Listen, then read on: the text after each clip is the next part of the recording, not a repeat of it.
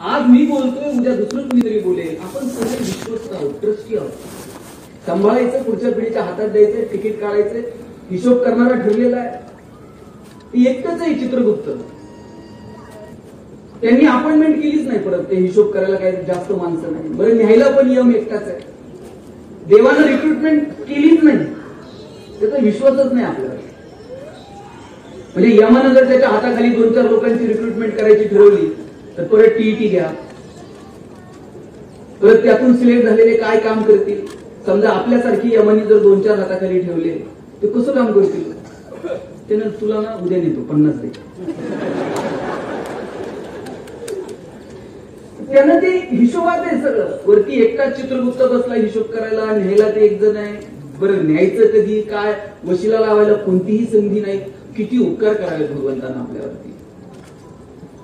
त्यानं सांगितलं की बाबा रे, आनंद सुख या संकल्पना साधनांशी संबंधित नाहीच आहेत.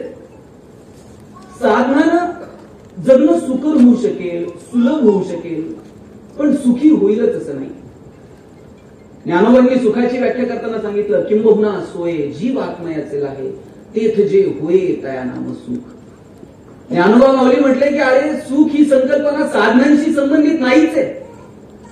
याचा अर्थ तुम्ही साधनं कमवू नका असं नाही. साधनांची निर्मिती करा, पण त्यानं तुमचं जगणं फक्त सुकर सुलभ होऊ शकेल. सुख ही अंतर्मनाची कॅरेक्टरिस्टिक आहे. त्याच्यासाठी आत डोकावून बघावं लागेल. आणि मग हे सुख मिळतं कुठं? ते तुमच्या माझ्या वागण्या बोलण्यावर, तुमच्या माझ्या विचारांवरती अवलंबून आहे.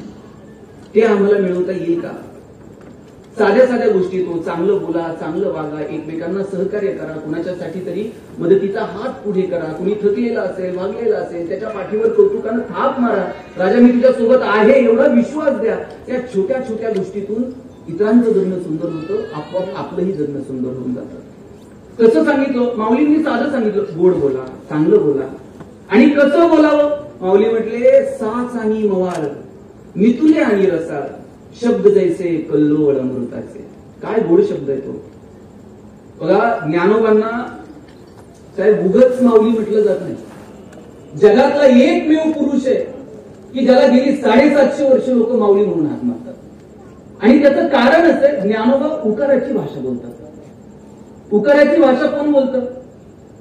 बघा, जग तुम्हाला बाहेर बाळासाहेब म्हणून, घरी गेल्यावर आई काय म्हणते? बाळू. आई उकाराची भाषा बोलते. ती उकाराची भाषा ज्ञानोबा बोलतात. ऋणू झुनू रे भ्रमरा, सांडी तो अवगुणू रे भ्रमरा. अवगुण या शब्दाला माऊलींनी अवगुणू म्हणावं. त्याच्यापेक्षा किती छान बोलावं. माऊली म्हणतात, सांडी तो अवगुणू. अवगुण शब्दाला सुद्धा माऊली अवगुणू म्हणतात. आणि ते ज्ञानोबा सांगतात, कसं बोला? साच आणि मवाळ, मितुले आणि रसाळ, शब्द जैसे कल्लोळ अमृताचे. आपल्याला गोड बोलायला लागतंय काय हो? गोड बोलल्याबरोबर असा मेसेज येतोय का? डेबिटेड अमाऊंट, अमुक अमाऊंट. लोक गोड बोलायलाच तयार नाही. म्हणजे ते पेशंट चेक करायला डॉक्टर आले आणि डॉक्टर त्या पेशंटला चांगलं सांगत होते, जरा चांगलं खात जा, बाहेरचं फास्ट फूड जरा बंद कर, चांगलं तुला खाण्यावर 2 पैसे खर्च कर. बायको बाहेरून पळत आली. म्हणजे डॉक्टर तुम्हीच सांगा, खायला प्यायला पैसे खर्च करत नाही. मग म्हणजे असं डॉक्टरच्या म्हणण्यावर पैसे घालवून. डॉक्टर बघतोय की नाही कसं बोलावं? हा कॉमन सेन्स आहे.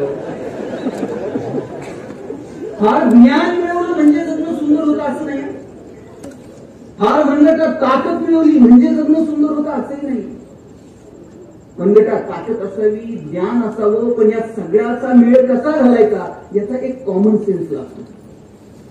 सुंदर जगायला अपेक्षित असणारा कॉमन सेन्स आपल्याकडे आहे का?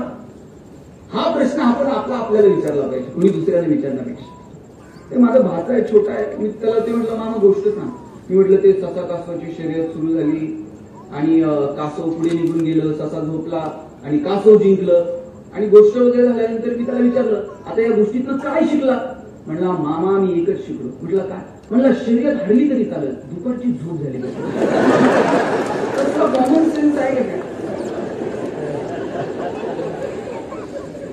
म्हणजे तुमच्याकडे असणारं ज्ञान, तुमच्याकडे असणारी ताकद याचा मेळ कुठे घालावा याच्यासाठी एक कॉमन सेन्स लागतो.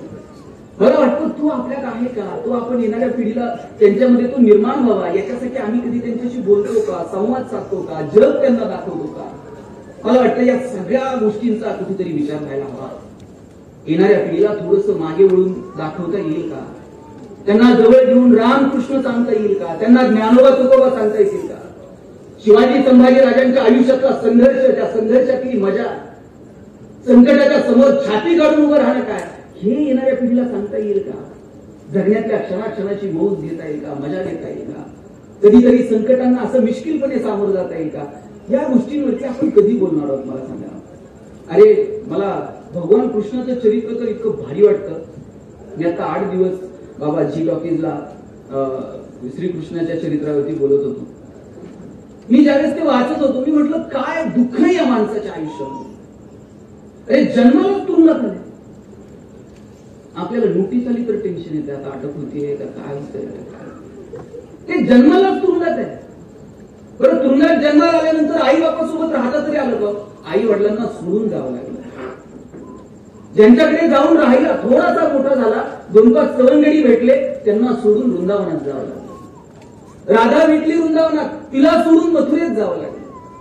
मथुरा सोडून गेला तर लोक त्याला रणछोडदास म्हटले. आणि काय मिळालं कृष्णाला त्याच्या आयुष्यामध्ये? कौरव पांडवांचं युद्ध झालं. युद्ध झाल्यानंतर गांधारीला भेटायला गेला कृष्ण.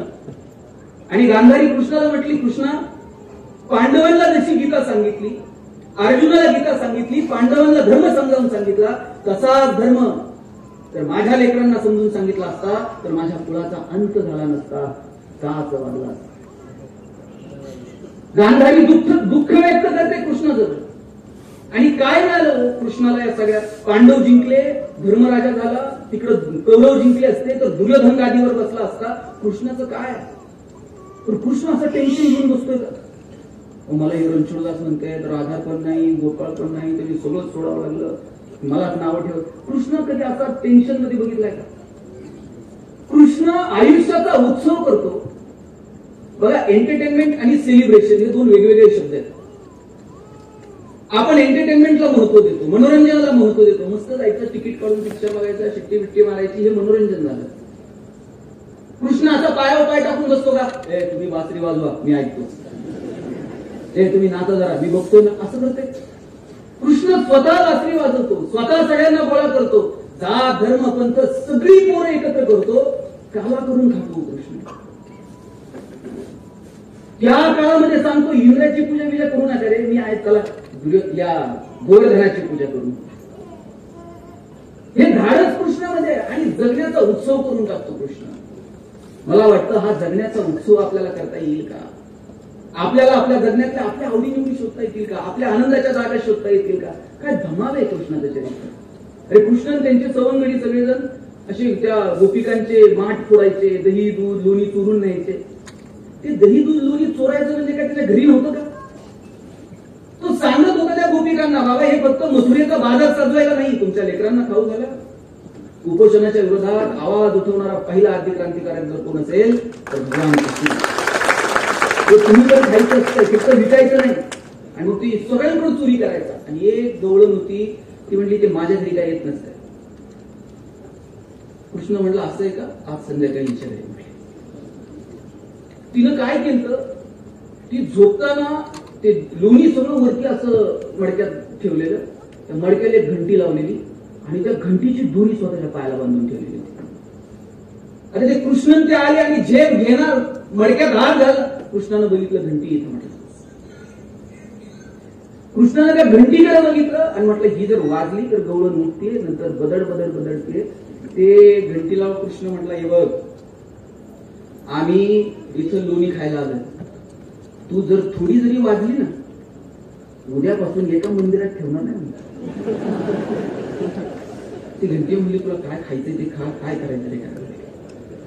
सगळे त्याचे जे मित्र होते, सवंगडी होते, सगळ्यांनी ते लोणी फक्त केलं का? 1-2 घास शेवटचे उरले. कृष्ण म्हणला जरा लाजा बाळगा, मला एखादा घास ठेवा. ते बाकी हा घे शेवट राहिले. कृष्णाने त्या मडक्यात हात घातला, लोणी उचललं, तोंडाला घास लावला आणि घंटी वाजायला लागली ना. आतापर्यंत वाजली नाही, आता वाजायला लागली. गवळण उठली, सगळ्यांना बदललं आणि कृष्णाला म्हणजे तुला बांधून ठेवते म्हणजे थांबा. कृष्णाने ते जायला निघाले. कृष्ण जाताना त्या घंटीकडे बघतो, म्हणला सगळे खात होते तेव्हा वाजली नाही, माझ्याच वेळेस तुला काय झालं? त्यांची म्हटली, देवा सगळे खात होते तेव्हा वाजली नाही, पण जेव्हा देव प्रसाद घेतो ना तेव्हा जर वाजले नसते तर अख्ख्या कुळाला बट्टा लागला असता. म्हणजे माझ्या कुळाला बट्टा लागू नये म्हणून मला वाजावं लागलं. प्रथा आहे रे बाबा, देव प्रसाद खाताना वाजावं लागते. बघा त्यातला मतितार्थ लक्षात घ्या. निर्जीव गोष्टींना सुद्धा वाटतंय आमच्या बाप दादाने जे केलं ते आम्ही चांगलं पुढे घेऊन जावं, आम्हाला का वाटत नाही? बरं आम्ही असं केलंय काय नेमकं की ज्या आमच्या पुढच्या पिढ्यांनी लक्षात ठेवावं, आमच्या पुढच्या पिढ्यांनी आमचा चांगुलपणा सांगावा, आमच्याकडे बघून काहीतरी चांगला आदर्श घ्यावा, आमच्याकडे पाहून त्यांनी त्यांचं जगणं ठरवावं. असं आम्ही नेमकं काही करू शकलो का? मला वाटतं ते येणाऱ्या पिढीला सांगावं लागेल, त्यांचं जगणं समृद्ध करावं लागेल. मला कृष्ण आणि ज्ञानोबा हे दोन महान वक्ते वाटतात बाबा या जगात. कृष्णानं गीता कुठं सांगितली हो? ऑडिटोरियम मध्ये सांगितली का? EC हॉलमध्ये. कृष्णानं गीता थेट कुरुक्षेत्रात सांगितली. आता शंख वाजणार आहे, जगातले सगळे महान योद्धे एकमेकावर तुटून पडणार आहेत, मृत्यूचा तांडव उभा राहणार आहे, आणि तिथं कृष्ण गीता सांगतो, अर्जुना शस्त्र उचल. तिथे अर्जुनाला जगण्याचं तत्वज्ञान सांगतो. काय महान वक्ता म्हणावं लागेल कृष्णाला. एकीकडे कृष्ण आहे जो सांगतो दुर्जनांच्या संहारासाठी, सज्जनांच्या रक्षणासाठी, धर्माच्या प्रस्थापनेसाठी आमचा जन्म आहे, आणि दुसरीकडे ज्ञानोबा आहे. ज्ञानोबा तर काय धाडस आहे. ज्ञानोबा म्हणतात, तरी अवधान ऐकले दिजे मग सर्व सुखाची पात्र होईजे, हे प्रतिज्ञोत्तर माझे उघड आहे का? जगातला कोण असा प्राध्यापक आहे का त्याला म्हणून पोरग माझ्याकडे आणून ठेवा, कल्याण करून टाक. ज्ञानोबा सांगतात, तरी अवधान ऐकले, एक क्षण आमच्याकडे बघावं. प्रतिज्ञा घेऊन सांगतो की जगातली सगळी सुख तुमच्या दारात लोळून घेतील. केवढा कॉन्फिडन्स आहे, केवढा आत्मविश्वास आहे. आणि हा काय माहित आहे, साधू संतांना ठाऊक आहे की निवळ साधनांमध्ये सुख नाही, निवळ संपत्तीमध्ये सुख नाही. तुकोबारायांना देवाकडे मागायची वेळ आली तर काय म्हटले हो तुकोबाराय? तुकाराम महाराज म्हटले, हे देवा मला जर द्यायचंच असेल ना तर एक गोष्ट घे, तुझा कधी विसर होऊ देऊ नको. आणि तुकाराम महाराज म्हटले, हेची दान देगा देवा, तुझा विसर न व्हावा. देवानं विचारलं, हा दिलं हे दान, आणि काय कराल? तुकाराम महाराज म्हटले, गुण गाई ना आवडी, हेची माझी सर्व आयुष्यभर तुझं गुणगान गात राहील. पण देवाने विचारलं, बाबा ठीक आहे, आयुष्यभर माझं गुणगान गात राहशील, कौतुक करत राहशील, मग थोडंफार धन संपदा मुक्ती वगैरे ह्या गोष्टी तुला देऊ का? तुकाराम महाराज म्हटले, न लगे मुक्ती धन संपदा, संत संग देई सदा, तुका म्हणे गर्भवासी, सुखे घालावे आम्हासी. तुकाराम महाराज म्हटले, खुशाल जन्माला घाल, पण तुझं नाव मात्र आमच्या मुखात राहू दे, आयुष्यभर तुझं गुणगान गात राहू, आयुष्यभर तुझं कौतुक करत राहू. बघा, साधू संतांना कळालं होतं की निवळ साधनांमध्ये नाही सुख. ज्ञानोबांना कळालं, मागावं. काय मागावं? मागण्याची वेळ आली तर ज्ञानोबा काय म्हटले? मला सांगा, पसायदानातला पहिला शब्द काय? काय पहिला शब्द? एवढं मोठं शब्द सामर्थ्य आहे ज्ञानोबांकडे.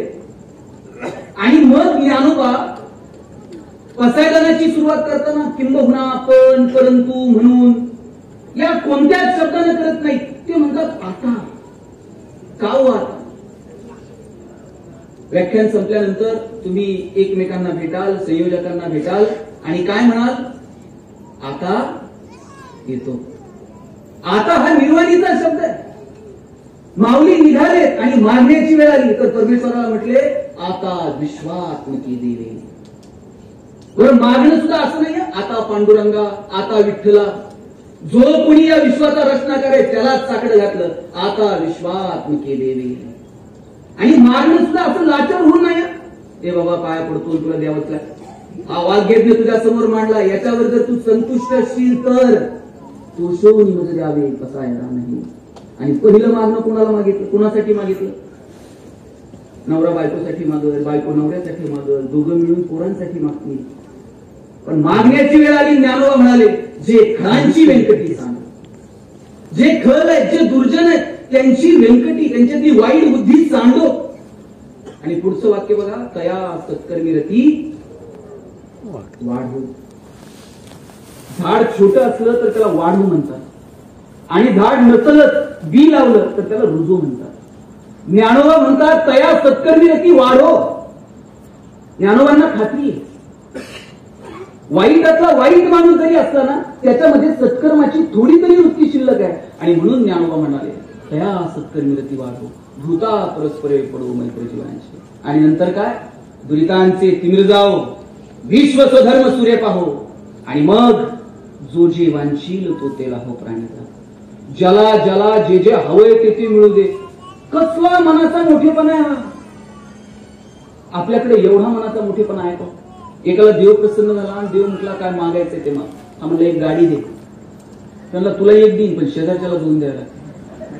त्याला ये बाबा असलं काय नको बंगला दे म्हटलंय. त्यांना तुला एक देईन पण शेजारच्याला 2 बंगले. काय संबंध म्हणला. हा म्हणला विचार करून सांग. 8 दिवसानं देवाला म्हणला एक काम कर गाडी नको बंगला नको एक डोळा जाऊ दे म्हणला. म्हणला ते शेजारच्याचे 2 गेले पाहिजे. किती मोठेपणा आहे आमच्या मनात. अरे मागण्याची जर वेळ आली तर आम्ही इतरांसाठी काही मागू सुद्धा शकत नाही. देणं तर किती लांबची गोष्ट आहे. देण्याला सुद्धा इतके लिमिटेशन आहेत ना. आम्ही चौकटीच्या बाहेर साहेब देऊ सुद्धा शकत नाही. डॉक्टर झालं ना मेहुण्यालाच मेडिकल द्यावं लागते. लग्न जमल्यापासून सांगते बाप डिफॉर्म. मी नांदेड मधल्या डॉक्टरांविषयी बोलत नाही. मला परत नगरला जायचं.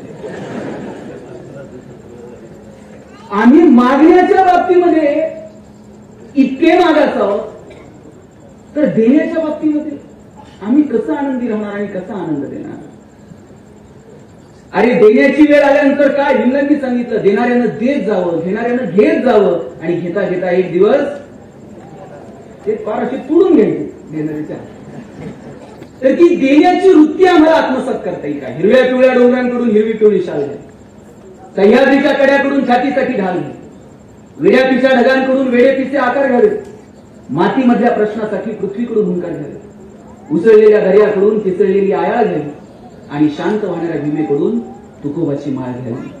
देणाऱ्याने देत घेणाऱ्याने देत आणि घेता घेता एक दिवस देणाऱ्याचे हात घ्यावे. तुकाराम महाराजांनी पिढ्यान पिढ्या चालत आलेली महाजनकीची सगळी कागदपत्र इंद्राणीच्या डोहात नेऊन बुडून टाकली. शेतकऱ्याचं कर्ज माफ करणारं पहिलं गव्हर्नमेंट जर कोण असेल ना जगद्गुरु तुकाराम महाराज. त्याच्या पुढे फ्लेक्स नाही त्याच्या पुढे बॅनर नाही त्याची पुढे जाहिरात नाही. देऊन टाकलं सगळं. केवढा हा मनाचा मोठेपणा आहे. तुकाराम महाराजांना विचारलं काय तुमच्या आयुष्याची संपत्ती. तुकाराम महाराज ज्यावेळेस जायला निघाले ना एक माणूस जाऊन म्हटला महाराज काय कमवलं आयुष्यभर. अभंग लिहिले गाथा लिहिले. तुकाराम महाराज म्हटले कौतुक वाटे झाली यावेळेची. जगाला आमचं कौतुक वाटेल की नाही मला माहित नाही पण आजपर्यंत आमचं आम्ही जे जगलो ना आमचं आम्हाला कौतुक वाटतंय. आपलं आपल्याला कौतुक वाटलं पाहिजे. आम्ही जे जगलो ना आमचं आम्हाला कौतुक वाटतंय. हा भाव आपल्याला असला पाहिजे. आपल्याकडे जे आहे त्यातलं थोडं तरी इतरांना देण्याची जाणत आपल्यामध्ये असली पाहिजे. तुम्ही म्हणाल मग आम्ही कमवायचं वाटून टाकायचं. सगळं देऊ नका पण ज्यांच्या दारात बाग फुलून आली त्यांनी 2 फुलं द्यावी. ज्यांचे सूर जुळून आले त्यांनी 2 गाणी गावी. ज्यांच्या दारात आभाळ भरून आलं त्यांनी उंधळवर पाणी द्यावं. आणि ज्यांची उंची आभाळाला टिकली त्यांनी अशाच मानावर करून बघू नये. थोडंसं खाली झुकावं. आणि जी लोक मातीमध्ये मिसळतात त्यांना थोडंसं वरती उचलून घेता येईल का मला वाटतं. मी असंच एका व्याख्यानात म्हटलं आपल्याकडे जे आहे त्यातलं थोडं तरी इतरांना देत जावं. ते 2-3 जणांनी इतकं मनावर घेतलं म्हटलं का आपण तर दिलंच नाही आजपर्यंत. थोडं तरी दिलं पाहिजे. जाताना हिशोबच करत होते किती द्यायचं काय. आणि रस्त्यानं जाता जाता त्यांना सोन्याचा हंडा सापडला. आता तर म्हणले सगळं देवाच्या कृपेनं सापडले. म्हणले यातलं थोडं तरी द्यावं लागतं. एक जण म्हणला किती द्यायचं. म्हणलं तू का टेन्शन देऊ आता हे सगळंच फुकटच आहे. थोडंफार देवाला देऊ. अरे पण म्हणला थोडंफार म्हणजे किती. एक काम करू म्हटलं बांगडी असते ना बांगडी एवढं वर्तुळ टाकायचं म्हणलं जमिनीवर. आणि आपल्याला सापडलेलं सोनं म्हणलं वर फेकायचं. जेवढं त्या बांगडी एवढ्या वर्तुळात पडलं तेवढं म्हणले देवाला. आणि त्या वर्तुळाच्या बाहेर पडलं तेवढं म्हणले आपल्याला. दुसरा म्हटला काय नालायकेच म्हणला. सगळं देवाच्या कृपेनं सापडलं.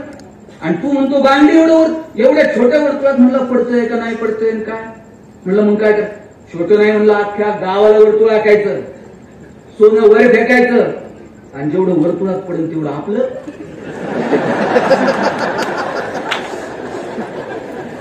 आणि जेवढं बाहेर पडेल तेवढं देवाचं.